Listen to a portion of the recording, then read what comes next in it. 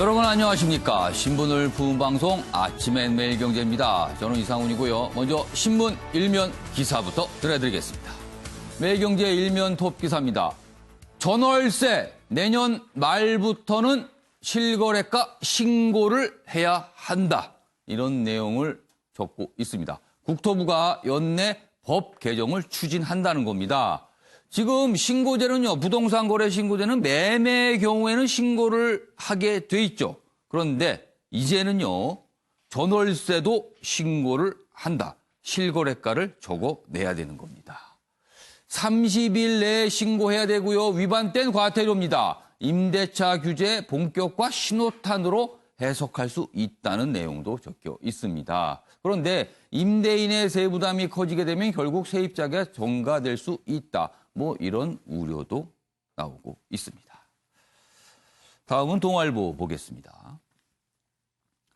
79일을 기다린 등교, 2시간 만에 하교다. 언론에 따라서는 뭐 계산법이 좀 다릅니다. 80일, 79일 뭐 이렇게 적고 있습니다.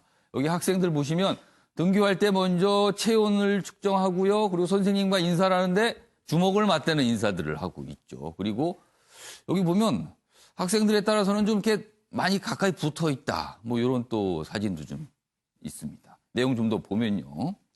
고3 등교 첫날 확진자가 나와서 인천과 안성은요. 70개 이상 학교가요. 귀가를 바로도 했습니다. 등교가 취소되기도 했거든요. 그러니까 학생들이 오랜만에 정말 오랜만에 학교를 나왔는데 뭐 불과 몇 시간 안 돼서 다시 집으로 가게 되는 상황이 된 겁니다.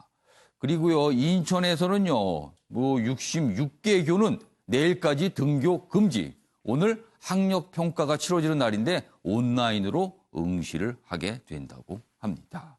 뭐 대다수 학교는요, 뭐 학교에서 치르긴 하지만 이런 학교들은 온라인으로 볼 수밖에 없다. 이런 내용입니다. 자, 이번엔 조선일보 보겠습니다. 윤미향, 이용수 할머니 10분 만났습니다. 대구에 계신 이용수 할머니를 윤미향 당선인이 찾아간 겁니다. 뭐 여러 차례 만나려고 했습니다만 어렵게 어제 만났다고 합니다. 그런데 그 이후에 용서한 것 없다. 이 만남에 대해서 어제요, 소식이 좀 알려지면서 처음에는 갈등 해소다. 뭐 이런 얘기가 좀 있었습니다. 보도 내용도 있었고요. 그러나 저녁에 이용수 할머니 용서한 것 없다. 또 이런 입장을 또 여러 언론에 비쳤습니다. 자, 이용수 할머니 25일 기자회견 예정입니다. 이런 가운데 검찰은 정의연 사무실을 어제 압수수색했습니다. 마지막으로 서울신문입니다. 한명숙 사건 재조사하라. 판결 뒤집기 나선 슈퍼 여당. 서울신문은 일면 톱기사로 이렇게 전하고 있습니다. 김태년 원내대표 검찰 강압수사 사법농단 피해자다. 한명숙 전 총리에 대해서 피해자라는 표현을 좀 사용했습니다. 자, 추미애 법무장관 정밀조사 필요성 충분히 공감한다. 그런데요, 어제 검찰도요, 반박 입장을 내놨습니다. 당시 재판에서 이미 판단이 끝난 문제다. 왜 이제 와서 이런 주장들을 하는 건가 하면서 반발을 하고 있는 상황입니다. 자, 지금까지 일면기사 짚어봤고요. 오늘도 네 분 패널 자리하셨는데요. 한 분씩 소개해드리겠습니다. 먼저 윤영걸 전 매경닷컴 대표 나오셨고요. 그 옆에는요, 현근택 민주당 법률위 부위원장 자리하셨습니다. 그리고 그 옆에는 이준석 미래통합당 최고위원도 나오셨고요. 마지막으로 박창한 장한대 교수 자리하셨습니다. 안녕하세요.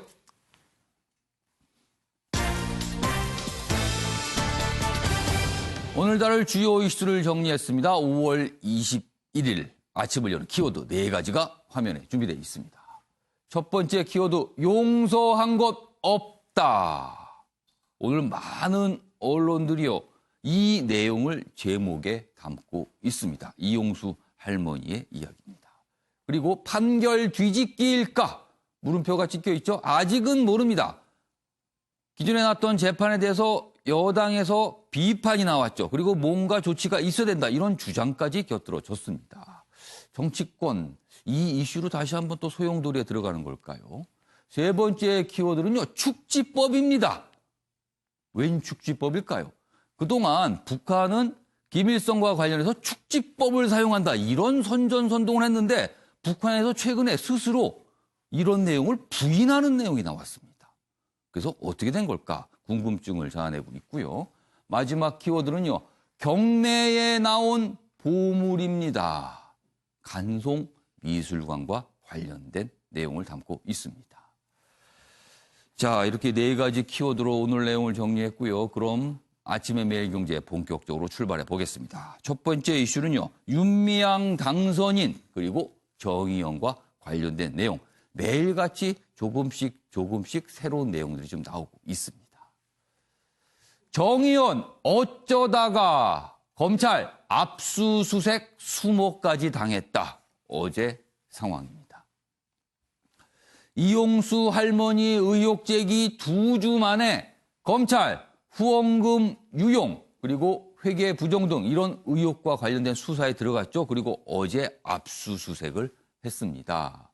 안성 위안부 쉼터 고가 매입 의혹 그리고 윤미향 개인 비위 역시 있는지 없는지 들여다볼 듯하다라는 내용까지 있습니다. 자, 윤미향 당선인 그동안 부실 해명을 일관하다 결국엔 검찰 칼날 앞에 선 것 아니냐 이런 분석을 싣고 있습니다. 자, 지금 어제 검찰 압수수색 굉장히 주목을 받았는데 사실 지금 검찰 쪽에서 들여다보는 대목은 여러 가지 추정이 있는데 이런 겁니다.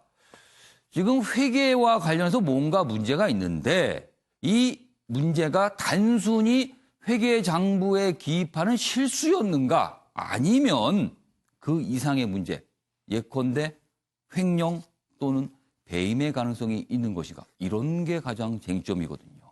자, 이런 상황에서 다음 기사 하나 보겠습니다.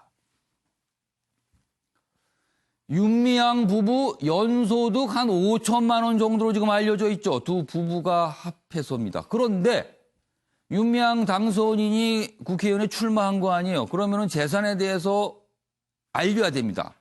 공지를 해야 되는 겁니다. 그 내용을 보니까 예금이 3억 원대가 있다는 걸로 나오는 겁니다. 그렇다면 이 앞부분 연소득이 이 정도 수준인데 예금을 갖고 있다. 이게 뭔가 연결이 되는 거냐, 맞는 것이냐 이런 의문 제기가 나오고 있는 겁니다. 야당 만약에 기부금이 포함됐다면 이건 횡령일 수 있다. 이런 의혹 제기를 하고 있어요. 그리고 아파트 경매 그리고 뭐 함양의 빌라 등등 이런 것도 사실은 어떤 대출 없이 샀다. 뭐 이런 얘기까지 나온 상황에서 집 살 때 전액 현금 낸 것도 의문이다. 그런 가운데 예금 액수가 상당하다 지금. 그럼 과연 이 돈은 출처가 무엇인가? 야당에서는 이런 질문을 하고 있습니다. 요 부분입니다. 자, 이런 가운데 다음 기사도 하나 더 보겠습니다. 윤미향 무릎을 꿇고 죄송하다고 했습니다. 이용수 할머니를 어제 찾아갔습니다. 그런데 이용수 할머니 용서 그런 거는 없다. 이렇게 얘기를 합니다. 이 할머니 회견 이후 첫 만남. 윤 19일 사전 약속 없이 찾아갔습니다. 대구의 호텔에서 5분간 대화를 나눴고요. 한번 안아달라 부탁해서 이용수 할머니가 안아줬다. 뭐 이런 내용까지 설명이 돼 있어요. 자, 이 할머니 대체 무슨 용서 비는지 법이 다 심판할 것이다. 이렇게 입장을 밝혔습니다. 그리고 25일 기자회견을 예고하고 있는데 이 자리에 윤미향 당선인 보고 참석을 요청했다는 내용도 지금 언론 보도를 통해서 나오고 있어요. 뭐 여러 가지 내용들을 좀 담고 있습니다. 먼저 이 부분 윤영걸 전 대표님, 전체 이 몇 가지 기사를 보고 지금 이 기사를 마지막으로 제가 소개를 했는데 윤미향 당선인 뭔가 지금 다급한 걸까요? 뭐 국회에서도 예. 뭐 계속 이의 제기하고 있고 예. 뭐 시민단체 뭐 국민들이 굉장히 분노하고 있잖아요. 어제 그 더불어민주당 노웅래 예. 의원이 언론 인터뷰에서 좋은 얘기했더라고요. 예. 이거는 친일 반일 문제가 아니라 국민이 참을 수 있는 임계치를 넘어섰다. 예, 정대협이나 정의기억연대가 예. 한일 위안부 문제를 위한 숭고한 인권단체인 줄 알았는데 예. 그 할머니들을 어떻게 보면은 일부 시민단체 표현을 앵벌이라는 표현을 썼어요. 그럴 정도로 그 할머니는 주체가 아니라 객체다. 주객이 전도됐다. 그 문재인 대통령이 제일 많이 강조한 게 예. 피해자 중심주의잖아요. 그러니까 피해자가 외곽에 있는 거 아니냐. 예. 피해자가 우리 이용당한 거 아니냐. 이런 뭐 불만으로 저 국민들이 분노하고 있는데 어제 그 윤미향 그 당선자가 예. 엊그저께 이용수 어르신한테 찾아갔잖아요. 예. 근데 제가 보기엔 핀트가 어긋났어요. 윤미향 당선자가 사과한 거는 예. 그동안 서운한 감정을 풀으시라고 갔거든요. 근데 이용수 어르신이 기자회견한 거는 예. 그동안에 우리 할머니들이 이용당하고 돈을 많이 빼돌려졌다. 어. 여러 가지 배상금도 제대로 받은 게 없다. 그거를 좀 밝혀야지 이 사과가 되는 거잖아요.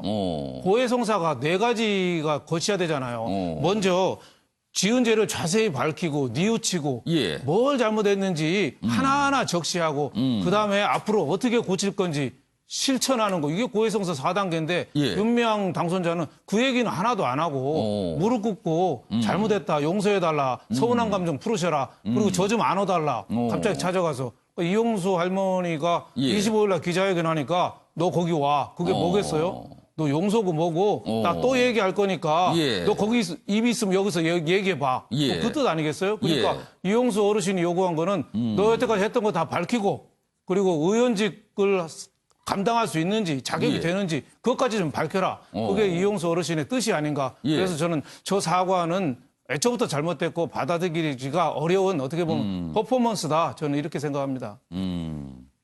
자, 지금 25일로 예고가 다시 됐습니다. 이용수 할머니의 기자회견 대구에서 있을 예정인데 그 자리에 과연 윤미향 당선인 참석을 할 것인지 한다면 과연 그 자리에서 어떤 얘기를 듣고 어떤 얘기를 할 것인지 이거 역시 또 언론에서 관심을 가질 대목이 됐습니다. 자, 이런 가운데요. 오늘 새로운 내용이 좀 나왔습니다. 그 내용 좀 보겠습니다. 이 내용이에요. 오늘 조선일보가 일면에 싣고 있는데요. 윤미향 부부 위안부 쉼터에서 탈북자 월북을 회유했다. 이런 주장이 나온 겁니다. 지금. 탈북 유경식당 지배인이 폭로. 사실 이 유경식당 관련된 뭐 조업원들의 탈북도 참 논란이 있었습니다. 그동안 여러 가지 말들이 있었고요. 그런데 아무튼 한국에 들어와 있어요. 우리나라에 이분들. 들어와 있는데 이분들을 논란이 되고 있는 위안부 쉼터에서 윤미향 당선인 부부가 만났다. 만나서 월북 관련된 얘기를 했다. 그리고 뭔가 후원금 형태의 돈을 지원을 했다. 근데 그 돈이 정대협에서 나왔다. 지금 이런 내용들이 기사에 좀 담겨 있고 그런 주장이 나오고 있습니다. 일단 오늘 이 내용은 조선일보에만 지금 실려 있습니다. 좀 더 확인 과정이 필요할 것 같고요. 그리고 여기에 등장하신 분들의 어떤 해명도 좀 더 있어야 될 것 같습니다만 일단 이 기사 내용대로라면 정대협 정의원의 전시이죠. 사실 위안부 문제 해결을 위한 시민단체로 알려져 있는데 지금 이런 문제까지 뭔가 관여를 한 거 아니냐 이런 내용이 되고 맙니다. 지금요. 이 기사대로라면은. 박청환 교수님. 네. 사실 윤미향 당선인 정대협 정의원 활동과 관련해서 어떤 투명성에 대한 의문 제기가 지금까지 있었어요. 회계와 관련해서. 그리고 과연 많은 액수의 기부금들이 과연 어디에 쓰인 것인가. 혹시 이 기부금이 좀 다르게 간 거 아닌가. 뭐 이런 의혹들이 계속 나왔는데 이 의혹은 정대협의 활동이 과연 그럼 어디까지였는가. 이런 거에 대한 또 새로운 의혹 제기일 수도 있습니다. 이거 좀 어떻게 봐야 될까요? 저도 놀래가지고 이 기사를 좀 예. 상세하게 읽어봤는데요. 예. 기사 내용하고 정대협하고 예. 관련 이게 정대협이라는 거를 메인으로 내세워서 쓸 수 있는 기사인가. 이 부분에 대해서는 좀 의문이 좀 그러면 듭니다. 윤미향 부부로 얘기를 해야 되는 건가요? 어떻게 좀 됩니까? 포인트가 예. 그것도 그러니까 장소가 그 쉼터. 쉼터였다라는 건 예, 맞고요. 예. 거기에 윤미향 전 대표의 남편이 함께 있었다라는 예. 것도 맞고 또 일부 얘기한 내용도 뭐 그 맞는 것 같습니다. 예, 예. 그런데 핵심으로 북한으로 돌아가라 뭐 이런 얘기를 한 내용들은 예. 민변 그 변호사하고 주고받은 그런 문자 내용, 예. 그다음에 대화 내용 이거거든요. 근데 이 내용을 읽어보면 예, 예. 그 제목과 내용이 조금 달라요. 아. 그러니까 월북을 회유했다가 지금 여기서는 굉장히 쇼킹한 예, 얘기인데 내용을 보면은 예. 월북을 종용한 게 아니고 그러니까 기획 탈북. 그러니까 그 당시에 이 예. 유경식당이 선거에 개입하기 위해서 당시에 예. 국정원이 예. 의도적으로 좀 기획 탈북을 한 거 아니냐라고 하는 의혹이 있었고 또 그중에 일부분은 예. 본인이 남으로 가는 걸 모르면서 딸려온 그런 일부가 있어서 논란이 예, 됐었거든요. 그러니까 이 부분에 대해서 기획 탈북, 기획자에 붙은 기획의 방점이 찍혀서 불법이다. 이거는 조직적인 불법이다. 이렇게 얘기하면서 예. 이 부분에 대해서 기자회견을 하고 뭐 이런 얘기를 한 건데 이 유경식당의 당시에 이 탈북을 주도했던 이 지배인 예. 허광일 씨, 예. 이 허광일 씨 같은 경우에는 나보고는 북한으로 다시 돌아가라는 얘기냐 이런 식으로 이제 격양된 반응을 보였어요. 얘기가 좀 오갔다는 그렇죠. 거네요. 이걸 또 오갔는데 예. 이거를 갖다가 조선일보가 보도하면서 월북을 회유했다 예. 이렇게 색깔론의 프레임을 씌웠거든요. 그래서 이 부분은 예. 어디까지가 사실관계인지를 예. 좀 더 밝힐 필요가 있고요. 그러니까 우선은요. 지금 오늘 처음 나온 얘기 때문에 좀 더 사실관계를 좀 짚어봐야 할 대목들이 좀 있습니다. 지금. 네. 그 기존에 지금 뭐 아까도 예. 말씀하셨지만 정대협에다가 예. 보수 언론이 앵벌이 프레임을 씌웠는데 여기다가 지금 색깔론까지 프레임을 또 씌우고 있어요. 좀 사실관계를 갖다가 좀 정확하게 구분을 해서 써야지 뭉뚱그려 가지고 예, 예. 마치 정대협이나 예. 또는 정의경 연대가 마치 뭐 돈 모아 가지고 그 돈을 갖다가 예. 사리사욕을 취하고 예. 그다음에 마치 뭐 북한을 돕는 그런 운동을 한 것처럼 예. 이런 식으로 그 몰고 가는 게 과연 이게 정당한 건지 후속 기사들 조선일보가 좀 더 내야 될 것 같습니다. 그러니까 이거는 정의연, 정대협 그리고 윤미향 당선인 역시 좀 뭔가 설명이 좀 필요합니다. 과연 활동했던 범위가 어디까지였는가? 과연 여기에 어떤 문제에 좀 뭐 관여를 한 것인가 아닌가? 이게 오해인가 아닌가? 이게 오늘 좀 설명을 나와야 될 것 같은 부분입니다. 이런 기사가 오늘 소개가 됐습니다. 자, 이런 상황에서요. 이번에는 민주당의 모습을 좀 다뤄보겠습니다. 다음 기사입니다. 민주당이 뭔가 굉장한 고민에 빠져 있는 듯한 분위기입니다. 윤미향 의혹, 민주 지도부 미온적, 그리고 일부 의원은 부글부글, 청와대는 뒷짐. 이 세 가지를 설명했습니다. 민주당 지도부니까 어떤 당 향배를 결정하는 위치에 계신 분들은 미온적이다. 반면에 일부 의원들은 속으로 부글부글 하고 있다. 청와대는 뒷짐이다. 이렇게 설명되어 있습니다. 내용 좀 더 보겠습니다. 당, 행안부 감사 등 결과 본 후 입장 표명한다. 이해찬 대표 결정이 주요했다. 최고위도 신중론으로 가고 있다. 그런데 반면에 김혜영 최고위원은 진상 파악해서 조치해야 된다. 약간 다른 목소리를 어제 냈습니다. 노웅래 의원, 국민의 상식, 분노, 임계점에 달했다. 이 기사 큰 제목에 있는 일부 의원이 여기를 말하는 겁니다. 지금요. 청와대 입장 밝힐 문제 아니다. 당에서 정리할 문제다. 이렇게 해서 여기는 뒷짐이라는 표현이 등장했고요. 행안부는 뭐 자료를 검사한다. 이런 내용까지 있습니다. 자, 그럼 이와 관련해서요. 준비된 영상이 있습니다. 확인해 보겠습니다. 윤미향 당선인 관련 의혹들에 대하여 이 사안을 심각하게 보는 국민들이 점점 많아지고 있습니다. 이러한 의혹들에 대해 검찰 수사 결과를 기다릴 것이 아니라 신속하게 진상을 파악하여 그 결과에 따른 적합한 판단과 조치가 있어야 한다고 봅니다. 정 의원 회계부정 의혹과 관련해서는 사실관계 확인이 먼저라는 것이 당의 입장임을 밝혀둡니다. 정 의원은 회계 부정 관련해서 투명한 검증을 위해 외부 기관을 통해 회계 감사를 받겠다는 입장을 밝혔습니다. 또한 행안부를 비롯한 해당 기관의 감사도 있을 예정으로 알고 있습니다. 사실관계 확인이 먼저입니다. 더불어민주당은 정의연에서 요청한 외부 회계 감사와 행안부 등 해당 기관의 감사 결과를 보고 종합적으로 판단하여 이후 입장을 밝히도록 하겠습니다. 자, 지금 보시면 민주당 지도부의 생각과 일부 의원들의 생각이 좀 결이 다른 모습이 지금 나타나고 있습니다. 지금 민주당 고민 속에 있다는 얘기겠죠. 자, 오늘 마침 민주당과 통합당에서 각각 한 분씩 나오셔서 공통된 질문을 드렸습니다. 지금 민주당은 무엇과 무엇 사이에서 고민을 하고 있을까? 그러니까 아직 결론을 못 내고 있는 거거든요. 그 고민의 대상들은 각각 무엇일까? 무엇 사이에서 고민하는 걸까? 그 질문을 좀 드렸습니다. 먼저 이준석 최고위원은 어떻게 보셨어요? 저는 민주당에 있는 많은 구성원들이 예. 그 윤미향 당선인이 처음에 꼬리인 줄 알았다.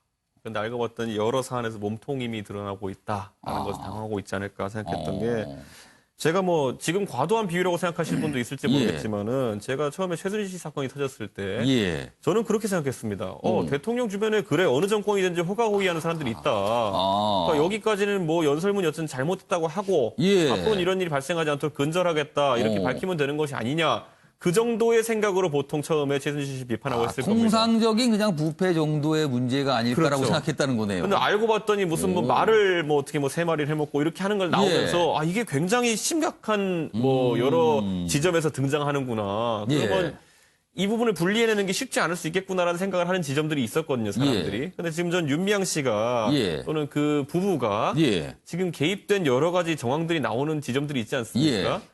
그리고 처음에 회계 부실로 이제 시작했던 것에서 예. 이러다 보니까 부정에 가까운 정황들도 나타나고 무엇보다도 굉장히 정치적인 활동. 예. 단순히 그 정대협이나 정의연의 예. 활동에 국한되지 않고 굉장히 정치적인 활동, 특히 예. 반정부 활동에 가까운 것들이거든요. 예를 들어서 예. 뭐 탈북한 분들의 어떤 동기에 대해 가지고 회유를 하는 정황이라든지 아까 이런 방금 것들. 전에 했던 조선일보 기사 말씀하시는 거죠? 그건 굉장히 정치적인 활동입니다. 그러니까 그 내용이 오늘 좀 더 아마 해명이 있어야 될 것 같아요. 그 부분. 해명이 있어야 되는 전 메신저 대화나 이런 예. 걸 본다 하더라도 예. 저는 뭐 여기 이제 보도 내용을 보면은 예.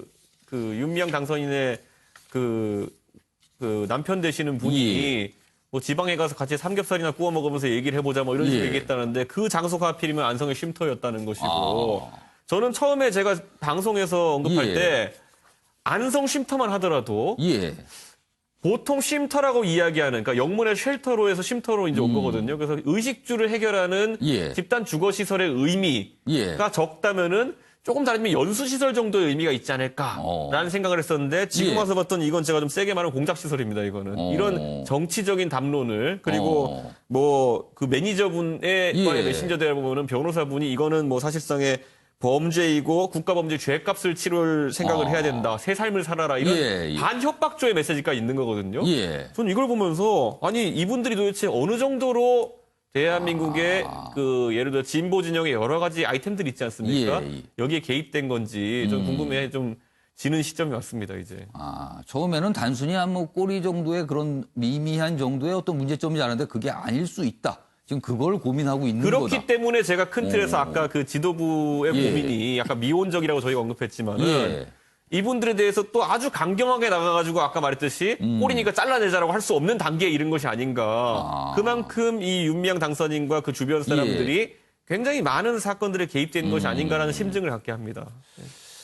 자, 옆에서 곰곰이 듣고 계신 청구택 부위원장께서 두 가지 내용, 그러니까 무엇과 무엇 사이에서 고민하냐니까 그 무엇을 써주신 건데 첫 번째 무엇은 36년, 30년, 또 다른 무엇은 돈 문제 이렇게 쓰신 거예요, 지금. 네네. 예, 설명 좀 해주세요. 36년이라는 건 이제 일제 식민 지배를 말하는 예. 거죠. 30년이라는 건 이제 운동이 30년 됐다. 정의연의 활동. 그렇죠. 그러니까 이게 단순히 물론 제 밑에 이제 돈 문제라고 예. 썼습니다만 이제 고민하는 지점이라는 게 사실은 이 위안부의 어떤 인정을 하고 사과를 하고 배상을 해라. 이게 어찌 보면 예. 우리가 결국은 식민 지배에 대한 인정을 하고 거기에 사과하고 배상을 예. 이거랑 맞닿아 있는 거거든요. 예. 결국 일본이 아마 계속 일본뿐만 아니라 국내 이제 극우 보수 분들도 계속 주장하는 게 예. 결국은 식민 지배가 우리나라 발전에 도움을 줬다. 한마디로 얘기하면 이제 예. 군대와 발전 예. 그다음에 위안부도 허상이다. 자발적으로 한 거 아니냐. 예. 그러면서 사실 일본에서도 그렇고 우리나라에서도 이걸 소녀상이라 안 하고 위안부상이라고 폄훼하는 분들이 있어요. 그리고 어찌 보면 최근에 이제 뭐 일본 일간지도 나왔습니다만 예. 철거해라. 거짓된 것이다. 애초에 존재하지 않았다. 일본의 극우 성향의 언론에서 그렇죠. 그런 주장이 좀 하고 나왔죠. 있습니다. 그러니까 결국은 어찌 보면 예. 이제 그걸로 나가고 있기 때문에 예. 고민을 안 할 수가 없는 것이죠. 단순히 이게 회계 부정 문제도 있지만 예. 그동안 우리가 어찌 보면 계속 일본에 가져왔던 태도들을 예. 뭐 강제징용 문제도 연결돼 있는 것입니다. 강제징용도 인정할 거냐 말 거냐 그다음에 배상할 거냐 문제들이라 결국은 우리 어쨌든 대한민국의 정체성과 아니면 예. 일본과의 관계에서 고민하지 않을 수 없는 부분이다라고 생각되고요. 사실 그렇기 때문에 이 부분에 대해서 우리가 가져왔던 어떤 태도들을 한 번에 바꿀 수는 없는 부분이라고 봅니다. 예. 저도 그래서 이 부분은 그러니까 돈 문제 부분에 대해서는 빨리 어쨌든 진실을 밝혀서 정리해야 된다. 그래야만이 우리가 이 어찌 보면 36년 동안 지배받았던 것에 대한 평가, 30년 동안 운동해왔던 것에 대해서 다시 평가를 할 수 있는데 예. 저는 지금 이준석 최고가 말한 것 중에 앞에 예. 얘기 자기 안 할 수가 없는데 예. 이 기사 보면 이런 얘기가 있어요. 탈북을 종용했는데 권유를 받아들이지 않으니까 후원금을 줬다. 상식적이지 않죠. 오히려 말이 된다 그러면 탈북하라고 권유하면서 돈을 줬다라고 해야 말이 되는 거죠. 예. 권유했는데 안 받아들이니까 후원금 줬다? 그게 무슨 말이에요? 그다음에 지금 이 문자도 보면요. 예. 뭐라고 돼 있냐면 이렇게 돼 있습니다. 예. 이게 당시에 이제 쟁점이 됐던 게 예. 12사람이 왔는데 그분들이 모두 자발적으로 왔느냐 아니면은 몇 사람은 알고 몇 사람 몰랐느냐. 이게 그러니까 굉장히 쟁점이었어요. 알고 왔느냐 모르고 왔느냐 이런 게 좀 약간 그래서 논란이었어요. 당시에 이제 시민단체 쪽에서는 예. 모르고 온 사람들은 보내주는 게 맞다. 왜냐하면 그 사람들도 또 가겠다는 사람들이 있었거든요. 그러면서 이제 논란이 됐던 건데 예. 이 문자 내용도 보면 이 당시 이제 선거에 이용할 목적으로 뭐 계획적 조직적인 국가 범죄로서 종업원들 모두가 피해자임이 완전히 드러났기 때문에 뭐 예. 응등의 죗값을 받아라. 그러니까 예. 이제 그에 대해서 나는 내가 왜 죗값을 받냐. 예. 이 문자를 보면 탈북을 권유한 게 아니에요. 그러니까 이 변호사는 보면은 예. 어제 당신은 다 사람들 어찌 보면 다 모르고 온 사람들도 있는데 그거에 대해서 그럼 이 선거 이용하려고 국정원 그 어떤 계략에 넘어간 거 아니냐. 예. 그러니까 이제 그거에 반발하는 내용이거든요. 근데 이런 걸 가지고 제가 보기에 뭐 탈북을 종용했다라고 하는 건 약간 오버인 것 같습니다. 아니 근데 제가 항상 묻고 싶은 건 이 부부가 무슨 단체의 대표로서 무슨 권위로 이런 국가적인 일을 진행한 겁니까? 그건 그러니까 해명이 안 되는- 활동 아니, 이게 뭐 범위 국가적인 안에 있는 일이에요. 것이 아닌가 이걸 지금 묻고 계신 이건 제가 거예요. 보기에 이준석 아까 최고위원은. 말씀처럼 예. 정대협의 일하고는 관계없는 얘기예요. 아. 왜냐하면 물론 거기 예. 쉼터예보 어떤 일로 갔는지 모르겠지만 예. 이걸 가지고 마치 정대협이 뭐 탈북을 권유했다. 이게 사실 어찌 보면 예. 이 지금 이 예. 신문 기사의 주된 논점이거든요. 그러니까 정대협이 이 종업원들을 돈을 주면서 북으로 가라고 했다라고 얘기했는데 1번 정대협이 한 것이냐 예. 문제고 지금 돈 주면서 가라고 했다는데 제가 말씀드린 것처럼 안 가니까 줬다는 건데 예. 그게 그럼 가라고 권유한 게 아니잖아요. 그런 게 제가 보기에는 어쨌든 약간 기사가 안 맞는 일단은요, 오늘 오늘 아침 전 신문에 처음 나온 내용이거든요. 그렇기 때문에 이와 관련된 분들의 오늘 어떤 설명, 해명 이런 게 아마 추가적으로 있을 것 같습니다. 그러면은 좀 더 명확한 사실관계가 좀 나타날 것 같습니다. 아마도 오늘 얘기 정치권에서 꽤 될 것 같고요. 그 얘기를 아마 내일 아침에도 다룰 수 있지 않을까 이런 생각이 좀 듭니다. 아무튼 오늘 뭐 여러 가지 좀 새로운 내용이 나왔는데 이 부분은 사실관계에 대한 분명한 확인이 좀 더 필요할 것 같습니다. 알겠습니다. 윤미향 당선인 정의원 벌써 며칠째입니까? 이 기사가 매일 나옵니다. 그리고 조금씩 사실 뭔가 좀 이렇게 더 진척되는 내용도 있고 어제는 검찰의 압수수색까지 있었기 때문에 많은 언론들이 좀 크게 다루고 있습니다. 자, 이번에는요. 한명숙 전 총리의 이야기입니다. 굉장히 오랜만에 언론에 등장한 이름입니다. 내용 좀 보겠습니다. 한명숙 재조사를 꺼낸 슈퍼 여당. 그러니까 의석수가 굉장히 큰 여당. 뭐 이런 의미를 좀 담고 있죠. 민주당과 검찰 정면 충돌 양상이다. 자, 여당과 검찰 이미 여러 번 충돌했는데 또다시 이 사안으로 충돌할 수 있다. 이렇게 지금 보고 있는 거예요. 내용 좀 보겠습니다. 고 한만호 비망록 공개. 이게 이제 언론 통해서 공개가 됐습니다. 근데 이거를 앞세워 김태년 원내대표 한 사법농장, 여기서 보면 한명수 전 총리입니다. 사법농장 피해자다. 추미애 장관.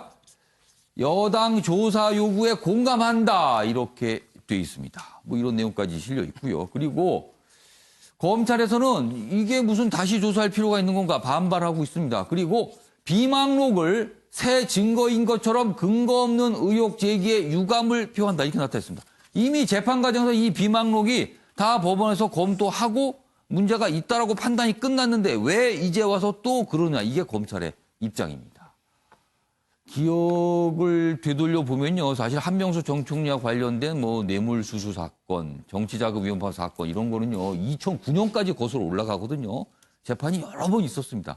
그리고 결국에는 2015년 8월에 대법원에서 징역 2년 유죄가 확정이 된 사안이었습니다. 굉장히 좀 여러 가지 있는데 관련 기사 하나 더 있는데 마저 보겠습니다. 강압수사 사법농단 피해자 한명숙 사건 재수사 띄우는 여당. 정치자금법 위반 관련해서 대법원의 유죄 판결이었죠. 역시 또 똑같은 내용이 나오고 있습니다. 여기 뭐 한만호 비명록 관련해서 이 보도가 계기가 됐다. 그런데요, 이 여당의 어제 이런 모습에 대해서 검찰과 법원 개혁 드라이브 포석이 있는 거 아니냐. 이렇게 또 해석이 좀 나오고 있고요. 검찰은 법원에서 이미 허위 판단한 증거인데 왜 이제 와서 다시 문제 제기를 하는 건가. 뭐 이런 내용도 좀 나와 있습니다. 그럼 여기서요. 어제 이와 관련해서 여권 인사들이 한 예의가 있습니다. 확인해 보겠습니다. 법무부와 검찰에 요구합니다. 부처와 기관의 명예를 걸고 스스로 진실을 밝히는 일에 즉시 착수하기 바랍니다. 어떤 그 문제가 있는지 없는지 그런 구체적인 정밀한 조사가 있을 필요가 있다라는 점을 충분히 공감하고 있습니다.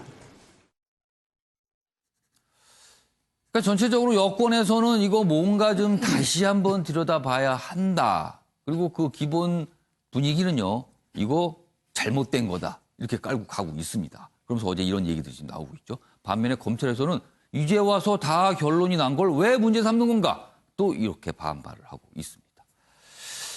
자, 윤영걸 전 대표님하고 박찬희 교수님께 같은 질문 좀 드렸습니다. 민주당의 생각, 민주당의 어떤 의도 이런 이유가 있을 거예요. 그게 과연 무엇일까를 좀 해석해 달라고 질문을 좀 드렸습니다. 먼저 윤영걸 전 대표님 어떻게 이해하고 계십니까? 한명숙 예. 전 총리가 예. 친노의 데모잖아요. 데모라는 거는 어떻게 보면 정신적인 지주잖아요. 예. 예? 신앙에서도 정신적인 어머니를 데모라고 하잖아요. 예. 그러니까 친노의 어떻게 보면 그 큰 어른이죠. 올해 77세지만 예. 그동안에 계속 활동을 해왔으니까 2015년에 예. 한명숙 전 총리가 형 확정받았을 때 문재인 대통령이 그 당시에 뭐라고 그랬냐면 예. 검찰에 이어서 법원도 정치화가 됐다. 그런 얘기를 했거든요. 그러니까 이 기회를 통해서 지금 177석을 이번에 선거에서 얻었고 하니까 예. 친노 데모를 바로 세우겠다는 거죠. 바로 세워서 이 면죄부를 줘서 예. 이제 좀 있으면 특별사면도 하겠죠. 뭐 8.15 특별사면도 저는 겨냥한다고 봅니다. 그래서 모든 걸로 다시 바꾸겠다 예. 이런 건데 3심제 민주주의 국가에서 법원의 판결에 의해서 했던 거를 다시 번복한다. 또 일부 친여 매체 언론에서 나온 예. 거를 법무부 장관, 원내대표, 이 실세 친문 의원들이 일제히 또 발맞추고 나선 거 누가 봐도 이거는 좀 지나친 면이 있지 않는가, 자칫 오만으로 흐를 수 있는 거 아니냐. 당시에 재판정에서도 검찰이 제출했던 그 사장 예. 한 씨끼리 재판이 붙었어요. 예. 예, 한명숙 씨도 한 씨고 예, 그 예. 했던 한 씨예요. 예, 예. 그런데 법원에서 그걸 다 알고 판단한 거거든요. 그 비망록이 이미 이제 법원 내에서 그렇죠. 검토가 된 검찰이 거거든요. 제출한 거예요. 예. 그 허위 증언했다고 그 예. 재판도 여러 번 받은 그분 거를 이제 와서 예. 다시 잘못됐다 이거 하는 거는 누가 믿을 수 있을까? 자칫하면은 인간의 2대 죄가 오만하고 나태잖아요. 예. 오만으로 흐를 수도 있는 거죠. 그래서 저는 이나모리 가지오 그 일본 교세라 회장이 그런 예. 얘기에서 경영이 신이라고 하잖아요. 예. 소선은 대악과 닮았고 대선은 비전과 닮았다 이런 얘기 있어요. 소선 한명숙에 대한 작은 착한 일이 예. 잘못하면 대악 민주주의를 흔들릴 수가 있죠. 대선 크게 좋은 일은 예. 비정해야 된다 이거죠. 한명숙도 잘못한 거로 놔두고 지금 잘할 거로 생각해야지. 예. 우리 옛날에 대법원 재판한 것까지 다 잘못됐어. 예. 우리는 지순지결에 지고 한 우리 인맥이야 이렇게 예. 한다는 거는 저는 굉장히 민주주의를 위해서 굉장히 위험한 신호다. 물론 뭐 새로운 증거가 나타나면 예. 다시 재판해야죠. 예. 하지만 너무 정치적인 냄새가 물씬 난다 이런 생각을 지울 수가 없습니다. 자, 박창 교수님께서는 민주당의 저런 어떤 입장 표명을 좀 냈어요. 여권 차원에서. 굉장히 좀 무게감이 있는 인물들에서 그런 얘기들이 나왔는데 어떤 이유가 배경에 있다고 보십니까? 21대 국회 예. 개원을 앞두고 굉장히 어수선합니다. 예. 그동안에 코로나 방역 관련해서도 예. 그렇고요. 그리고 선거를 치르면서도 어떤 개혁의 이슈, 개혁의 아젠다 이런 것들에 대해서 좀 분위기가 이완돼 있죠. 작년에 그렇게 싸우면서 통과시켜놨던 법들이 여러 개 있는데 예. 그것을 통해서 뭔가 이제 21대 국회에서 속도를 내야 돼요. 그러려면 지지층을 결집해야 되는데 예. 지지층들이 가장 좀 안타까워하는 사건 중에 하나가 한명숙 사건이거든요. 사실 2015년 판결 나올 때부터 사실은 지금의 여당 쪽 분들에서는 안타까움이 참 많았어요, 당시에는. 그렇죠. 당시에 서울시장 선거도 뭐 거의 한명숙 전 총리가 다 이기고 있는 선거였는데 검찰의 이런 법원의 판결이 나오면서 사실 이제 구속되고 이러면서 이제 그 선거가 뒤집어지는 이런 뭐 그 결과가 있었다라고 당시에 지지층들은 생각을 했기 때문에 이제 이 부분에 대해서 좀 지지층 결집 효과도 노린 게 아닌가라는 생각이 드는데 저는 무엇보다도 지금 이제 공수처를 이제 세우기 위한 속도를 높여야 되는 상황 아닙니까? 그래서 이 기호를 변경한 거고 그동안에 조금 이제 전선이 흐려져 있었는데 검찰 개혁에 그다음에 사법 개혁의 목소리를 특히나 이제 이 한만호 씨의 비망록의 핵심적인 내용이 협박, 회유 아닙니까? 그러니까 검찰의 잘못된 수사 관행 그리고 5만 달러 처음에 한명숙 전 총리가 문제가 된 거는 5만 달러였어요. 처음에는 5만 달러 얘기였죠. 그렇죠. 근데 이 5만 달러가 무죄가 나오니까 결국은 정치자금법으로 갔거든요. 그러니까 그건 또 다른 주체가 또 건네줬다고 주장이 됐던 돈들이에요. 그렇죠. 또. 이것도 별건 수사입니다. 그렇기 때문에 우리나라 검찰의 대표적인 정치 검찰이라고 욕을 먹었던 비판을 받았던 핵심적인 그런 회유 협박 그다음에 별건 수사, 정치 개입 이게 다 들어가 있는 사건이거든요. 좀 그런 점에서 21대 국회 개헌을 앞두고 여권이 좀 전열을 다다듬고 어떻게 보면은 의지를 좀 불태우는 그런 이제 대표적인 사건이다 이렇게 볼 수 있겠습니다. 박상현 교수께서 방금 표현하신 별건 수사란 표현은 아마 여당 내에서 여권 내에서 그런 인식이 있다는 정도로 좀 받아들이도록 하겠습니다. 그런 부분도 사실 민감할 수가 있어요. 검찰 쪽에서는 또 그거에 또 반박할 수 있는 내용이 나올 수 있기 때문에 그거는 저희가 좀 강조해 드리겠습니다.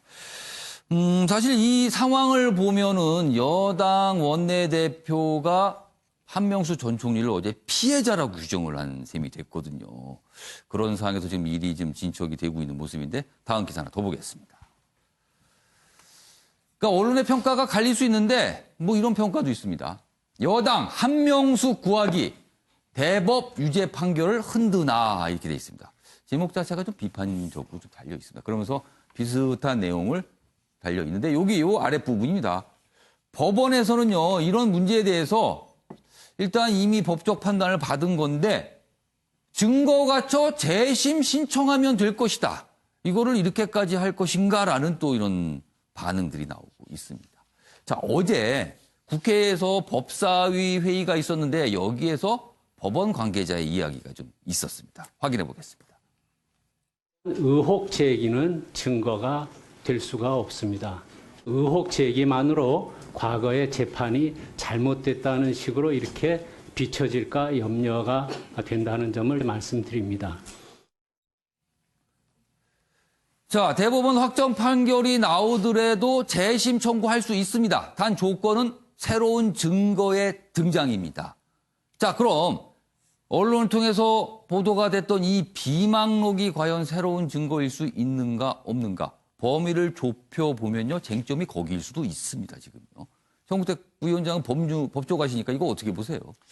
그러니까 결국 말씀하신 것처럼 이제 재심이 되려면 새로운 증거 또는 이제 아마 기존의 증거라든지 뭐 기존의 증언이 위증이라든지 아니면 기존의 증거가 위조됐다든지 그렇게 나와야 되는데 현재 지금 말씀하신 것처럼 이 비망록은 아마 그전에 재판에 제출이 됐던 것 같습니다. 그렇다 보니까 저것만으로는 아마 새로운 증거가 되지 않을 거예요. 그런데 중요한 문제는 뭐냐면 아까 지금 교수님 말씀하셨듯이 사실은 저는 아마 제 개인적으로도 이 재판이 저는 아마 서울시장 선거를 뒤집었다고 봅니다. 왜냐하면 이 당시에 선거 직전이었거든요. 그러니까 말씀처럼 이제 5만 달러 수사가 있다가 그게 이제 무죄 분위기로 흘러가니까 이 사건 수사를 한 건데 사실은 이제 검찰에서는 줬다 그랬는데 1심에서는 뒤집었거든요. 그래서 1심에서 무죄가 났어요. 그럼 보통은 2심에서 그 증인 다시 부릅니다. 다시 불러가지고 다시 한번 들어봐요. 검찰이 이렇게 얘기했는데 왜 이렇게 바꿨느냐. 사실은 그 과정이 굉장히 중요한 거였는데 2심에서는 증인을 다시 안 불렀습니다. 대법원에서도 어찌 보면 지금 양승태 사법농단에 드러났지만 이 당시에 쟁점이 이 상고법원을 설치할 건가 말까 했는데 이게 사실 어찌 보면 많은 법조인들이 그 당시에 1심에서 무죄, 2심에서 유죄가 났기 때문에 파기될 수도 있다라는 생각을 많이 했어요. 물론 이제 3억과 6억이 갈렸습니다만. 그런데 어찌 보면 판결을 났습니다. 그 당시 아마 상고법원 이것 때문에 빨리 판결했다는 얘기도 있어서 1차적으로 이 선거 수사 왜 어찌 보면 검찰이 그 당시에 지금도 사실은 선거를 앞두면 웬만하게 수사 안 하고 선거 끝난 다음에 수사하거든요. 보통 왜냐하면 선거에 개입 여지가 있어서 그럼 왜 그 당시에 검찰이 수사를 선거를 앞두고 했느냐 이런 부분은 사실은 재심 여부 관계없는 거예요. 그렇지 않으면 왜냐하면 재심이라는 건 말대로 법적인 절차이기 때문에 증거에 따라 가는데 제가 말씀드린 수사의 의도라든지 아니면 이런 부분들을 아니면 그런 거를 어떻게 재심으로 밝힐 수 있겠습니까? 그렇다 그러면 저는 아마 뭐 과거사위라든지 검찰 법무사위 과거사위 같은 데서 조사할 수도 있다라고 봅니다. 그렇지 않으면 사실은 그 수사의 의도라든지 이런 걸 밝힐 수 없거든요. 예. 그러니까 재심 부분은 지금 비망론 갖고는 안 되겠지만 그런 조사 결과에 따라서 다른 증거들이 나오면 그거는 그때 가서 고민할 문제라고 보고 있습니다. 정우택 부위원장 지금 말씀을 들어보니까 이준석 최고위원. 예. 지금 여당의 시각은 이 사안을 검찰 적폐청산과 관련해서 보고 있는 것 같아요, 지금. 그렇죠. 실제로 그래서 이 총선 전에 이 예. 판을 꺼내들지 못했던 건 뭐냐면 아까 이명걸 대표 말씀하신 것처럼 사심의 여경이 작동하는 것처럼 대중에게 보일 수 있기 때문에 그건 총선 직전에 아마 꺼내기 힘들었을 겁니다. 총선 직후에 예. 물론 언론사를 통해 가지고 보도가 시작된 것처럼 그 형식은 진행됐지만 예. 총선 직후에 터진 것에 대해서 많은 사람들이 의구심을 가질 겁니다. 총선 전까지의 구도는 뭐였냐면은 그들이 검찰 개혁이라고 주장하는 것이 굉장히 시스템적인 것이다라는 걸 강조하기 위해 노력했어요. 그게 뭐냐면 이게 뭐 유불리, 특정 판결이나 예. 특정 수사에 대한 유불리를 얘기하고자 하는 것이 아니라 예.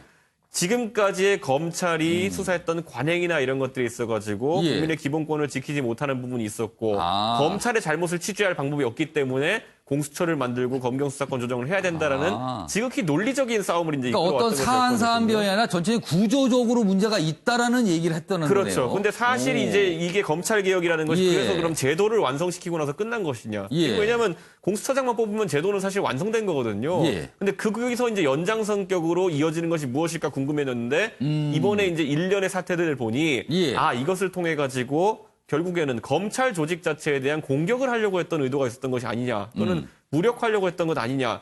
지금 이렇게 과거에 진행됐던 수사나 아니 과거에 진행됐던 재판에 대해 가지고 180석 가까운 예. 거대 여당이 예. 정치적으로 이견을 제시하기 시작했다는 거는 사실 그들한테는 상당한 압박이 될 수 있습니다. 왜냐하면 그들은 나중에 어차피 입법부의 예. 권한에 따라서 국정감사를 받아야 될 대상이고 예. 그렇다고 한다면은 이런 정치적인 주장을 하는 것에 대해 가지고 싸우는 모양새를 마냥 보일 수도 없는 것이거든요. 예. 거기다 지금 검찰 인사권 같은 경우에는 지금 사실상 추미애 장관이 과거에 전례가 없을 정도로 강하게 휘두르면서 지금 예. 조직을 장악하려고 하는 상황 속에서 저는 이거는 검찰 개혁이라는 단어의 연장선 속에서 굉장히 위험한 행동을 지금 여당이 하고 있다는 판단을 하고 있습니다. 이것도 새로운 어떻게 보면 여야의 대립 전선이 될 수 있습니다. 당연히 지금 미래통합당에서는 이거에 대해서 좀 비판적 입장을 보이고 있고요. 아무튼 어제 이렇게 국회에서 모습이 좀 보여 있었습니다. 알겠습니다. 이번에는요. 3명의 인물이 등장합니다. 각각 사진이 있고요. 그 배경에는 사연들이 또 각각 있습니다. 먼저 첫 번째 인물 고노 1번 방위상. 얼마 전까지는 외무상이었죠. 이제 방위상으로 갔어요. 그러니까 일본의 군대를 책임지는 인물입니다. 어떤 사연이 있을까요? 내용 좀 보겠습니다. 고노 1번 방위상 집무실에 한반도 지도가 있는 게 노출이 됐습니다. 한반도 지도요? 내용 좀 보면요. 우길기 등 깃발도 나란히 보입니다. 그러자 우리나라의 누리꾼들 한반도를 뭔가 미래의 전쟁터 뭐 이런 걸로 생각하는 거냐? 방위상 집무실에 왜 한반도 지도가 걸려 있는 거냐? 그러자 방위성 실내 여러 지도 중에 하나다. 그리고 원래 고노 방위상 때가 아니라 이전부터 있었던 거다. 뭐 이런 설명도 있습니다만 보기에 따라서 상당히 묘합니다. 사진 좀 보실까요? 요 사진 좀 크게 좀 비춰보겠습니다. 자, 여기 고노 방위상이요. 외국의 다른 장관과 전화통화하는 모습이었어요, 이게. 근데 이걸 본인이 트위터에 공개를 합니다. 본인이 트위터에 공개했다는 건 보라고 공개한 겁니다. 보라고요. 자, 그럼 보십시오. 본인의 여기 직함이 표시된 이름표가 있고요. 이름 팻말이 있고 세계 지구본 있습니다. 이건 가능합니다. 뭐 별 문제 아닌 것 같아요. 그런데 뒤에 우길기 있죠? 자, 이 울기 우리는 기분 나쁩니다. 일본에서는 또 이게 약간 군의 어떤 상징처럼 쓰이죠? 그런데 그 옆에 한반도 지도가 있습니다. 통상 장관 자리입니다. 군대를 책임집니다. 그렇다면은 일본 지도가 있거나 아니면 뭐 10분 양보를 합니다. 세계 지도 또는 뭐 동아시아 지도 이 정도까지는 있을 수 있다고 봅니다. 그런데 바로 뒤에 한반도 지도가 있다. 이거는 자주 본다는 얘기 아닙니까? 여기를. 자, 다음 기사를 더 보겠습니다. 이 사진이 좀 확대돼 있어요. 그리고 여기 보면 고노 집무실의 한반도 지도, 군부대 표기 단대호 가능성이 있다. 단대호라는 거는 군대에 갔다 오셔서 혹시 뭐 작전 계통에서 근무하신 분은 아시겠지만요. 우리 군부대의 어떤 표식을 지도상에 나타내는 거거든요. 이거 작전 때 쓰이는 표시입니다. 그럼 그 표시가 아주 간단하게 나왔지만 그 표시만으로 군부대 사정을 알 수 있는 표시거든요. 여러 가지 기호를 통해서. 그런데 여기 보면 이 지도 다시 한번 좀 보겠습니다. 이게 좀 멀리서 앞에서 안 보이는데 분명히 보면은 이쪽 북한 말고요. 남한 쪽에 무슨 강하게 표시가 돼 있죠. 이렇게 빨갛게. 그리고 뭔가 이렇게 많이 그려져 있어요. 북한도 마찬가지지만. 그렇다면은 남한 쪽에 군사적인 무언가 관련된 내용이 담겨 있거든요. 이게 왜 일본 방위상 집무실에 걸려 있냐는 거죠. 윤영권 전 대표님. 네. 우리로서는 영 좀 찜찜한데요. 굉장히 기분 나쁜 얘기죠. 예. 저는 1870년대 정한론이 일본에서 이뤘잖아요. 예. 한국에 대해서 조선에 대해서 열어라. 예. 자기네는 황제고 청나라랑 대등하니까 니네는 왕 아니냐. 그래서 좀 격을 낮추는 식으로 해서 교섭 통상하자니까 우리가 대원군이 거부했거든요. 예. 그때 정한론이 나왔는데 그때 저는 정한론이 생각이 나요. 오. 예, 왜 저렇게 아시아 지도도 아니고 태평양 예. 지도도 아니고 예. 꼭 한국의 지도를 해놓고 그 군부대 표시까지 저 단대호 지도 군 작전 그런 예. 상황까지도 있을 수 뭐 있는 단대는 그런 거잖아요. 단위부대 부호의 약자인데요. 아무튼 그 기호 표시입니다. 어떤 부대에 대해서. 그런 거 아니겠느냐는 추정까지 있어요, 지금. 그렇죠. 그래서 뭐 예. 권호 장관이 자기 방위상 방해 뭐 논 것 같고 우리가 시비는 할 수 없지만 예. 저거 하나를 봐더라도 우리가 참 일본에 대해서는 경계를 많이 해야 된다. 지금 지소미아도 지금 어정쩡하잖아요. 예. 이게 없어진 것 종료도 아니고 계속된 것도 아니고 일시적으로 임시로 끌고 예. 가는 거거든요. 한일 미일 방위협정이 예. 그리고 또 그 위안부 협정도 지금 뭐 거의 소멸한 단계로 예. 어정쩡한 단계고 지금 뭐 무역 보복도 아직 있는 단계고 예. 우리가 일본에 대해서 지금이라도 참 경계심을 늦추지 말아야 되면서 또 한쪽으로는 또 협력도 해야 되는 예. 그런 참 어려운 입장이 아닌가 생각을 했습니다. 일부러 보여주려고 그런 건지 아니면 우연히 포착이 된 건지 모르지만 일단 집무실에 저 지도가 있는 거는 명확한 사실입니다. 이것만큼은. 영 개운하지가 않습니다. 이 사실이.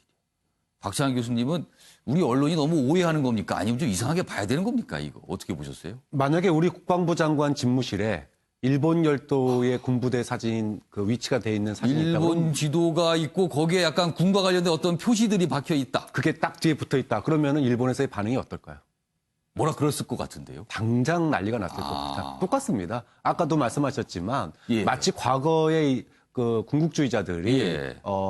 대륙 그리고 예. 한반도에 대한 야욕을 갖다가 예. 가졌을 때 예. 항상 그 목표를 바라보는 그런 느낌을 주는 거거든요. 예. 좀 그런 점에서 굉장히 기분 나쁜 거고 저런 것들을 글쎄요 저게 이제 저 사진의 구체적인 내용이 뭔지는 그건 모릅니다. 멀리 모르겠지만 잡혔어요, 지금. 딱 느낌상으로는 국방장관실에 왜 있겠습니까 그게 당연히 군사와 관련된 내용들이 있을 북한을 좀 의식해서 한 것 같기도 하고 그런데 보면 지도상에 또 남한과 관련된 표시들도 보여요 지금요. 근데 이제 일본의 그 방위상이라고 하는 예. 게 우리나라하고만 이게 대면을 하고 있는 건 아니에요. 아. 그러니까는 중국하고도 지금 갈등을 하고 예. 있고요. 그 다음에 러시아하고도 갈등을 예. 하고 있고 그 봐야 되는 측면이 여러 개인데 예. 굳이 물론 뭐 그중에 여러 사진 중에 하나겠지만 예. 책상하고 굉장히 가까운 곳에 한반도만 딱 있다라고 예. 하는 거는 이거는 뭐 한반도를 도대체 뭘로 생각하는 건지 동아시아 지도가 전체에 있었다면 뭐 그냥 그런가 보다라고 할 수도 있었을 그럼 거고. 굉장히 기분 나쁜 생각이 들 수밖에 없는 거죠. 아무튼 이게 꽤 지금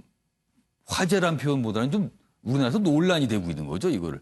그렇다고 우리 국방부가 일본 방위성에 연락을 해서 그 사진 뭡니까 물어보기도 애매한 상황이에요, 사실은요, 이걸 가지고. 아무튼 뭔가 개운하지 않습니다. 알겠습니다. 두 번째 인물 보겠습니다. 두 번째 인물, 사진이 좀 희미합니다. 오래된 사진이라서요. 김일성입니다. 북한. 왜 등장했을까요, 사진이요? 내용 보겠습니다. 북한 노동신문 김일성 축지법은 사실은 불가능. 이 무슨 소리입니까 이게? 원래 불가능한 건데 그동안 북한에서 다시 신격화가 됐잖아요 김일성. 그래서 뭐 축지법 얘기가 자주 나왔어요. 그동안 축지법을 구사했는데 당시에 뭐 일제와 싸웠는데 그 당시에 이게 굉장히 많은 사람이 얘기를 했다 뭐 이런 얘기였어요. 그러니까 약간 어떻게 보면 신격화된 거죠. 그런데 이거를 노동신문이 부인을 한 겁니다. 뭐죠? 그렇다면 이거는 내용 좀 보겠습니다. 항일 투쟁 당시 신격화 이례적으로 부정을 했다. 이유가 무엇일까? 이런 설명이 있네요. 김정은 인간적 지도자 부각에 나선 듯하다. 그러니까 선대 때 했던 그런 선전선동술 더 이상 안 통한다. 필요 없다. 인간적인 모습을 부각해야 된다. 신격화 아니다. 뭐 이런 거 아니겠느냐. 해석입니다. 해석이 또 곁들여져 있습니다. 자, 이와 관련된 영상이 있습니다. 보시죠.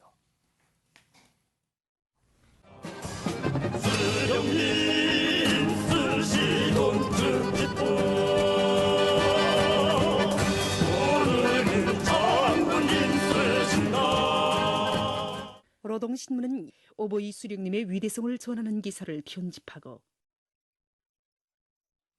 네, 방금 보신 영상은 한 10년 정도 전에 있었던 모습이고요. 그리고 신문은 뭐 여기 기사에 소개됐던 그 내용입니다. 노동신문 내용이 이렇습니다. 사람이 있다가 없어지고 없어졌다가 다시 나타나며 땅을 주름잡아 다닐 수는 없다. 축지법 이거 불가능한 거다. 이런 얘기입니다.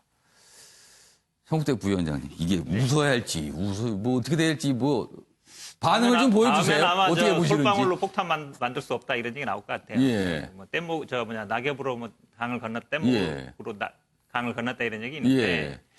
어찌 보면 이제 하늘의 세계에서 이제 지상으로 내려온 거죠. 우리 인류 역사를 봐도 그렇습니다. 예전에 보면 우리가 역사로 파악 못하는 뭐 그리스도 그렇고 일본도 그렇고 우리나라도 그런데 신화에서 이제 어찌 보면 인간 세계로 내려오는 과정이 있는데 대부분 몇천 년 전에 다 이제 해결된 얘기죠. 해결된 얘기. 근데 아직까지 있었던 거예요, 그럼? 그렇죠. 어찌 보면 이제 남아있던 건데 물론 뭐 의도는 당연히 이제 자기 선대와의 차별성을 이제 강조하기 위한 걸로 보입니다만 참 이렇게 늦어도 참 너무 늦었다라고 하고 아마 제가 보기에는 뭐 이런 식의 그 좀 차별화가 앞으로도 조금 더 진행되지 않을까 봅니다. 왜냐하면 사실은 이제 모양이라든지 아니면 행동 이런 거는 좀 닮아가는데 사실 어찌 보면 차별화도 필요하거든요. 그렇다 보면 이제 과거에 뭐 업적 이런 이제 좀 누가 봐도 이제 말이 안 되는 것들은 조금 이제 부인하는 것 같습니다.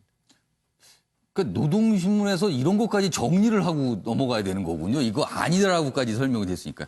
이준석 최고위원. 사실 그러고 보니까 얼마 전에 북한에서 운영한 거로 추정되는 유튜브 채널이 좀 화제가 된 게 있어요. 영어를 쓰는 어떤 인물이 나와서 북한 내부의 사정을 막 설명하고 어떻게 보면 조금 좋은 모습만 보여주라고 애쓰는 그런 영상이었는데 그때 당시에도 북한의 선전성동술에 어떤 변화가 오는 거 아니냐. 약간 새로운 방법 그리고 새로운 어떤 시각에서 보는 거 아니냐. 이런 분석이 있었습니다. 지금. 그러니까 잘 생각해봐야 되는 게 그 아까 이제 성근택 부위원장이 신화적인 관점에서 내려오는 게 중요하다 이렇게 언급했는데 요즘 유치원 가보면 애들이 산타를 믿게 하는 게 굉장히 어렵습니다. 왜냐하면 아이들한테 일방적으로 전달할 수 있는 매체가 있던 시절과 다르게 지금은 그것을 또 반박할 수 있는 또 반대로 자발적으로 찾아볼 수 있는 매체들이 많아졌기 때문에 아이들 다 이렇게 손가락으로 찾아봅니다. 그렇죠. 뭔지, 왜냐하면 아까 언급되었던 뭐 솔방울로 수류탄을 만든다느니 뭐 낙엽으로 강을 건넌다느니 이런 것들이 사실 매체가 제한된 상황 속에서는 아주 어린 연령층에게 신화적인 관점을 전달하는 데는 의미가 있을지 모르겠으나 이미 북한에 있는 젊은 층 같은 경우에도 그것을 충분히 배척하고 반박할 수 있는 다른 매체들의 영향을 받기 시작했다는 걸 의미하기 때문에 김정은 입장에서는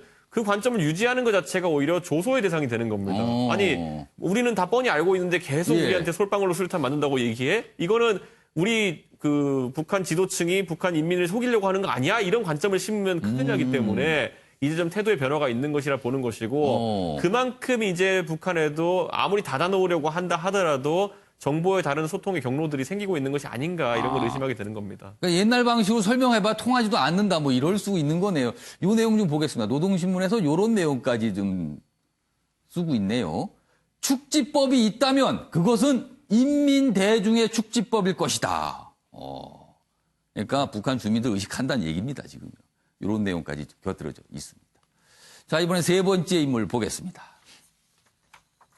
여기 보시면요. 김상희 의원입니다. 김상희 의원. 어제 굉장히 화제가 됐어요. 내용 좀 보겠습니다.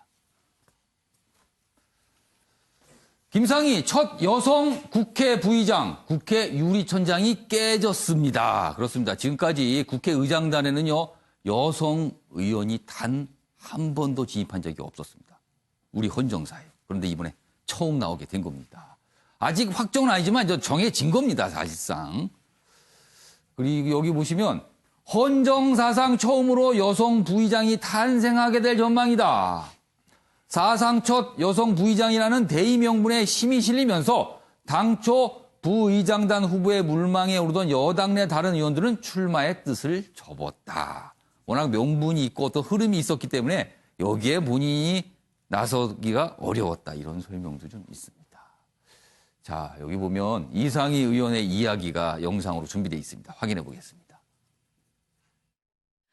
제가 국회의장단에 진출하는 것은 헌정사의 새로운 이정표를 만드는 역사적 의미도 있지만 남성이 주도하는 정치 영역의 공고한 유리천장을 깨트리고 자라나는 젊은 세대에게 또 하나의 여성의 롤 모델을 제시하는 것이기도 합니다. 제가 이름을 틀리게 얘기했습니다. 김상희 의원이었습니다. 제가 성을 막 마음대로 바꿨습니다. 잘못 얘기한 겁니다. 김상희 의원이었습니다. 자, 박시환 교수님. 네. 유리천장이 깨졌다라고 언론이 평가하고 있습니다. 그만큼 명분과 의미가 있었다라는 거네요. 그렇죠. 우리나라에서는 예. 여성이 대통령에도 오른 적이 있고요. 예. 그다음에 정당 대표는 뭐 수도 없이 많이 했습니다. 그리고 각계로 여성들이 진출하는 것들이 뭐 여러 분야에서 많았는데 예. 유독 국회만 여성의 진출 비율도 굉장히 낮았죠. 그래서 의무적으로 여성 비율 할당제 뭐 이렇게 30% 이런 그렇습니다. 것까지도 했었을 정도로 예. 국민의 민의의 전당이라고 하는 국회가 이 성평등에 있어서만큼은 굉장히 취약한 구조였습니다. 국회의원의 비율만 작은 게 아니라 의장단에서는 예. 단 한 번도 그 많은 여성들이 이제까지 고위직에 올랐는데 예. 지금도 대한민국의 뭐 법무부 장관, 교육부 장관 다 여성이지 않습니까? 예. 그런데 국회의장단만큼은 여성이 단 한 번도 배출된 적이 없어요. 그런데 이번에 예. 물론 민주당이 180석이라고 하는 예. 좀 있는 자의 여유가 느껴져서 그러는 계기도 됐겠지만 예. 문재인 정부 들어서서 유달리 주요 장관직이라든지 주요 직책에 예. 여성들이 굉장히 많이 등용되고 있다. 좀 그런 점은 예. 뭐 다른 거를 떠나서 예. 성평등 관점에서 보면은 문재인 정부가 좀 획기적이지 않는가라는 예. 생각이 들고 여성이 의장단에 들어가는 만큼 예. 여성들의 목소리가 조금 더 국회에서 많이 좀 전달되는 그런 계기가 됐으면 좋겠습니다. 자, 많은 언론들은 긍정적인 변화가 보이고 있는 것이다. 이렇게 좀 평가를 좀 하고 있습니다. 뭐 다른 평가는 필요 없을 것 같습니다. 자, 이번에는요, 사회 분야 기사로 좀 이어가 보겠습니다. 이런 일이 있었습니다. 많은 분들이 또 안타까움을 또 표시하고 계시는 내용입니다. 일제 때도 문화재를 지켰던 간송미술관 보물 2점을 경매에 내놨다는 겁니다. 간송미술관, 어려운 상황에서도 우리의 문화재를, 전 세계에 있던 문화재를 확보해서 지금까지 지켜왔던 곳이잖아요. 그런데 어려움에 처해서 뭔가를 내놨답니다. 경매에. 여기 보시면 이겁니다. 보물 284호 금동열애 입상, 그리고 보물 285호 금동 보살 입상입니다. 보물입니다. 내용 보겠습니다. 1938년 설립한 최초 사립미술관, 소장품을 옥션에 경매에 내놓은 거죠. 내놓은 건 처음이다.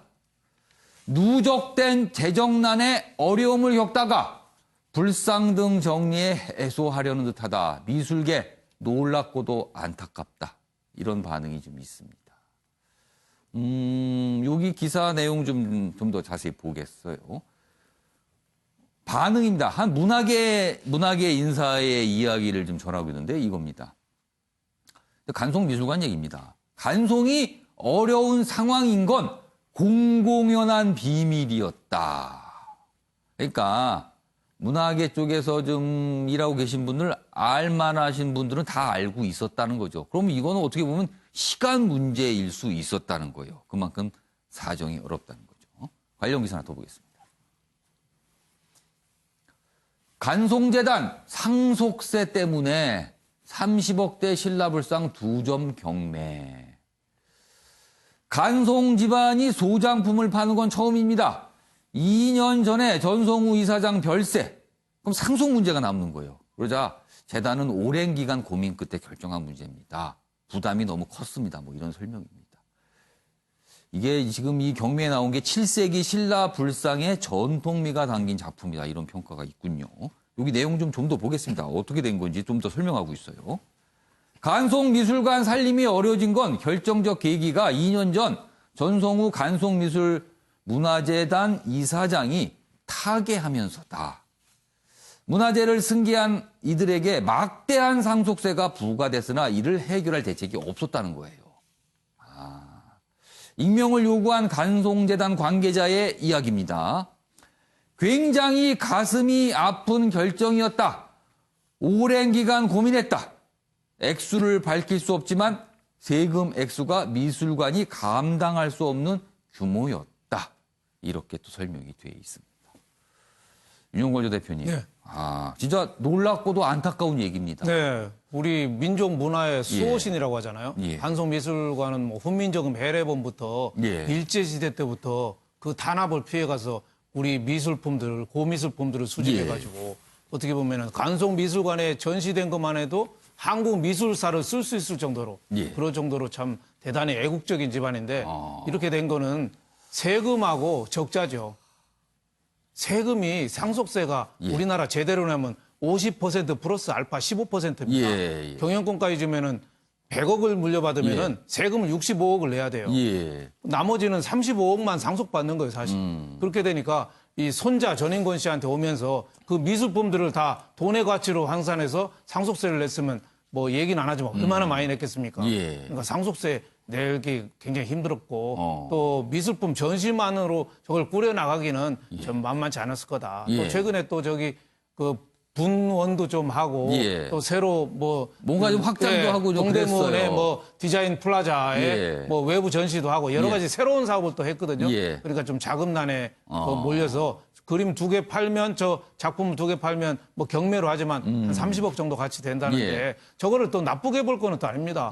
저 해외로만 좀 안 가고 국내에서 뭐 소장품끼리 뭐 주고받으면 그건 좀 나쁘게 볼 건 아니다. 사실 보물도 사실은 이렇게 거래를 할 수 있다고 해요. 그렇죠. 뭐 나라에서 별로 지원받는 것도 아니고 저기도 개인 어떻게 보면 기업으로서 살아야 되는데 국내에서 좀 팔고 사고 한다는 외국에서는 그걸 얼마든지 용인하거든요. 근데 우리는 미술관에서 판다면은 돈 장사하는 거 아니냐 뭐 이런 비판도 있는데 저는 그게 나쁘게 볼 건 아니고 간송미술관 같은 데는 우리 국가에서 좀 더 지원해서 좀 더 좀 멋지게 좀 우리 후손들한테 좀 보여줄 그만큼 가치가 있지 않느냐 이런 생각도 좀 듭니다. 그러니까 지금 어차피 이제 경매에 나가기로 한 거예요. 그렇다면은 그나마 이제 국내에 계신 어떤 자산가가 만약에 이 물건을 확보한다면 그래도 국내에 있게 되는 거죠. 그리고 또 뭐 경우에 따라 또 볼 수도 있는 거니까. 사실은 이제 세금 때문인 것 같은데요. 그러니까 아마 세금을 못 낼 경우에는 뭐 물납이라는 것도 있고 그런데 아까 말씀처럼 저는 뭐 국가에서 사는 것도 하나의 방법이라고 봐요. 이 물건을. 그렇죠. 이 보물을 국가가 구매를 한다. 그렇죠. 국가를 만약에 지금 걱정하는 것처럼 물론 아마 이거를 사서 뭐 외국으로 반출할 것 같지는 않은데요. 물론 다른 미술관, 예를 들어서 돈 많은 데서 살 수도 있지만 기왕 사는 거면은 국가에도 이제 예산으로 산다 그러면 서로 뭐 윈윈 될 수 있지 않을까라는 생각도 해봅니다. 그런 방법도 있을 수 있겠네요. 어차피 이게 만약에 세금을 내기 위한 돈을 마련하는 목적이 크다면 국가가 그걸 사서 그 돈을 가서 다시 국가로 가고. 그럼 국가는 손해볼 게 없겠네요, 그러면은. 저는 근데 이런 문제 있어요. 국가가 매입하고 아니면 국가가 다시 이제 받아들이는 것에 대해서 저도 원론적으로 찬성하는데 다만 이렇게 될 때마다 문제가 되는 것이 저는 간송미술관 측은 그렇게 하지 않을 거라 보는데 그 당시 이제 훈민정음 해례본 상주본 같은 경우에도 결국 어떻게 그것의 뭐 보상비라고 해야 될까 가격을 책정하느냐에 대해 가지고 이견이 있으면은 장기화되고 그 과정에 우리 문화재가 피해를 입고 손실을 입는 거거든요. 그러다 보니까 저는 그때 그 상주본 아무리 우리 국가의 가치가 있는 물건이라 하더라도 1조 달러 하는 건 이해 안 가거든요. 그런 거는. 그러니까 저는 그런 것에 대해 가지고 산정 기준을 법제화해 가지고 앞으로 이런 분쟁이 생기지 않게 하고 이번에 세금 관련된 부분은 굉장히 안타까운 부분이고 예를 들어 그것에 대한 납부를 유예시키는 것, 특히 이런 문화재 대상으로는 아니면 아까 물납의 얘기는 물납의 가능성이라든지 이런 것들을 전부 다 열어놓는 것이 왜냐하면 물납을 한다면 또 아까 말했던 것처럼 가액을 산정하는 데 또 문제가 생기거든요. 그러니까 그런 기준을 세세히 마련하는 것이 중요하지 않나. 저는 개인적으로는 저 보물의 가액이라는 것이 시가로도 환산될 수 있겠지만 지금의 가치보다도 지금까지 이분들이 이것을 관리해오면서 국가에 기여한 점까지도 고려해가지고 산정한다 하면은 그런 물납에 대한 논란이 좀 적지 않을까 생각하게 됩니다. 좀 경매에 들어가겠으니까 아마도 경쟁으로 해서 가격이 좀 어떤 형성이 되겠죠. 아무튼 또 경매돼서 낙찰이 됐다 이러면 또 다시 또 기사가 또 크게 나올 것 같습니다. 이렇게 언론에 관심 많이 누가 사려고 하겠습니까? 부담스러울까요? 이걸 또 누가 구매하시려는 분은? 아까 정구택 부위원장이 말씀하신 거 국가가 사는 방법이 있다. 이것도 뭐 괜찮은 아이디어가 될 수 있을 것 같기도 합니다. 알겠습니다. 다음은요. 어제 국회에서 법안이 많이 통과됐는데 그 내용과 좀 관련돼 있는데 좀 고민할 지점이 좀 있습니다. 보시죠. 텔레그램 못 잡고 국내 업체만 잡는 N번방법. 이른바 N번방, 박사방 관련해서 큰 논란이 일었죠. 이거 막아야 된다. 그래서 관련 법이 어제 처리가 됐습니다. 그 법 이름은 전기통신사업법 그리고요. 정보통신망법 개정안이 통과가 됐는데 문제가 좀 있어 보인다는 겁니다. 불법 음란물 삭제 안 하면 처벌한다. 그런데 해외 업체는 강제할 방법이 없습니다. 이거 N번방 해외에서 운영하는 메신저가 문제된 거 아닙니까? 근데 이 법은 해외 업체는 뭐 어떻게 할 방법이 없답니다. 그럼 이게 뭐 N번방법 맞습니까? 이게 그러면은? 그거 아니잖아요, 그럼. 물론 정식 이름은 다른 이름 있지만 통상 이렇게 불렸거든요. 그럼 이게 뭡니까, 지금? 어떻게 되는 거냐는 거죠. 방통위 공개된 인터넷 글에 한정된다. 그리고 또 이게 또 국내 업체에만 또 적용을 전시적으로 받게 되다 보니까 이것도 너무 정부가 뭐 들여다보고 감시하는 거 아니냐. 또 이런 우려까지도 있습니다. 저는 민주당이 예. 과거에 예. 잘 기억하실 겁니다. 필리버스터를 진행하면서 예. 테러 방지법의 과도한 사생활 침해 우려에 대해 가지고 반대했던 걸 기억하시는 분들 있을 예. 겁니다. 국가 안보라는 것은 굉장히 중요한 것인데요. 예. 그럼에도 불구하고 민주당은 그 당시 과도한 사생활 침해가 우려되기 때문에 무조건 찬성할 수는 없다라는 굉장히 예. 신중한 입장을 취했거든요. 예. 저는 이 사안에 대해서도 한번 그렇게 생각해 볼 필요가 있다. 물론 N번방 같은 사건들이 피해자에게 아주 큰 영향을 미치고 예. 그것이 뭐 사회적으로 굉장히 우리가 예. 우려하는 지점이 많지만은 예. 그 당시 테러 방지법에 비할 바가 되겠습니까? 예, 국가의 존의가 위협받는 상황에서도 사생활에 대해서는 신중하게 검토해야 된다는 민주당의 입장이 그때 옳았다면은 이번에도 아마 이 부분에 있어서는 좀 신중한 입장을 냈었어야 되는 거 아닌가 이런 생각을 하게 됩니다. 정대표 위원장은 뭐 네. 반론화 시켰나 봅니다. 그런 문제가 아니고요. 사실 예. 어찌 보면 예전에 우리가 이제 허위뉴스 문제 예. 됐을 때 온라인상의 사이버상의 허위뉴스 문제에서 항상 되는 건데 그 당시에도 이제 우리가 규칙 만들었을 때 문제가 됐죠. 왜냐하면 구글이라든지 유튜브는 안 들어오는데 네이버나 다음만 들어온다 이런 게 있어서 항상 어쩔 수 없는 문제인데 먼저 하고 그다음에 어찌 보면 국내에서 활동하는 거에 대해서 그 규제를 해나가는 방식으로 가야지 외국 안 되기 때문에 국내에 안 된다는 거는 약간 오버인 것 같습니다. 박찬희 교수님, 어떻게 보면 법의 실효성에 대한 어떤 지적이에요, 지금. 급한 건 이쪽인데 이건 안 되는 거 아니냐 이렇게 지금 묻고 있습니다. 그렇죠. 근데 이제 텔레그램을 못 잡는다고 해서 그런 법을 만들지 말아야 되느냐? 저는 그건 아니라고 봐요. 왜냐하면 우리나라가 이런 법을 만들면 예. 다른 나라에서도 유사하게 법을 만들 수 있습니다. 그러니까 모든 나라들이 이런 예. 관계법을 만들어 가지고 예. 텔레그램의 그런 그 폐쇄성 이런 부분들에 대해서 좀 수사의 협조라든지 이런 예. 걸 할 수 있는 예. 그런 어떤 압박이 될 수 있고 예. 또 이후에라도 관계자나 국내에 어떤 자산이 있다 그러면 거기에 또 처벌할 수 있는 근거가 되기 때문에 예. 저는 뭐 괜찮다고 보고요. 그리고 예. 또 하나는 사적인 대화방 여기에는 좀 국가가 개입하지 않는 그런 그 운영의 묘를 갖다가 살릴 필요가 있다고. 알겠습니다. 마지막 기사가 될 것 같습니다. 사진 좀 하나 보겠습니다. 자, 어제 고3 학생들이 등교했죠. 근데 등교하고 보니까 책상에 이렇게 쓰여진 학교가 있었습니다. 일단 아무것도 만지지 마라. 자신의 책상 걸상 이외에는 이렇게 조심조심 하고 있다는 내용을 좀 상징적으로 보여주고 있는 것 같습니다. 알겠습니다. 마무리하겠습니다. 어제 등교를 한 고3 학생들 마스크로 얼굴은 가렸지만요. 친구를 보는 반가운 눈빛만은 가릴 수가 없었습니다. 아무리 디지털 시대라도 얼굴을 마주하며 느끼는 그 친밀감은 대신할 수가 없는 겁니다. 등교가 이토록 어렵고 위험한 일이 된 현실, 제발 빨리 벗어났으면 좋겠습니다. 아침의 매일경제 오늘은 여기서 마무리하겠습니다.